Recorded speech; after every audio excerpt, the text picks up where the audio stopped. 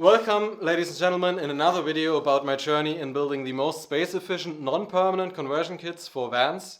And today is a little bit different. As you can see, my workshop is quite messy because I needed to take out the conversion kit I've built so far out of the van because I needed it to transport some materials. And that's why it's here in my shop as well. And then there arrived the gas bottle. That's important for today's module, because today I'm assembling the kitchen that I've already talked about in the last video. And actually, well, at first, of course, I need to put in all the conversion parts I've done so far into the van. But this will be a little bit tricky today. Take a look. Well, besides doing the FlowMobil kit and building this kit, designing it, making these videos, I'm actually also doing my master's thesis, so the last project of my architecture studies.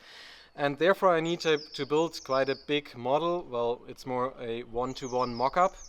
And that's why I needed the van empty to transport a lot of materials. And also that's why there's a trailer attached to it currently with quite a lot of wood on it. That's why I'm not able to drive all the way back in front of my workshop to put the conversion I've already built back in. That makes it a little harder, but I still think it will work.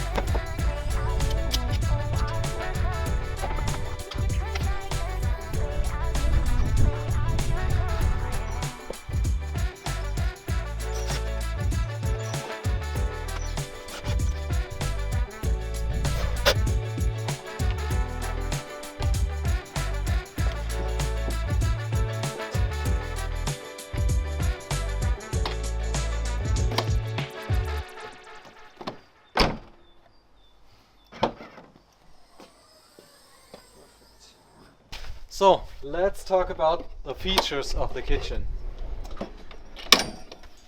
Well, at first, the obvious one, you can take it off and take it with you. So you can either put it in the front when it's really windy outside and you really don't want to cook outside. You can just take this, put it in front of the bench and use it inside.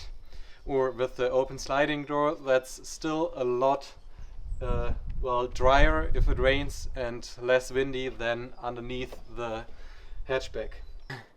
The next feature is that the gas bottle is built in here.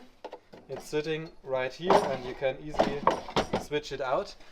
That's nice, and every time you take this off to turn the gas bottle open, this little block here in the back falls down, so you can't accidentally have this turned open and then put the kitchen back in, because this will always collide with the body of this unit. So you are reminded to reopen this, close the gas bottle, and then put this thing back, put your lid on top, and then it stays in there and isn't colliding anymore when you want to slide the kitchen back in. Then you have like a normal stove that you would use in a small kitchen as well, and of course you have a lot of storage underneath to put all your cooking utensils like pan and stuff.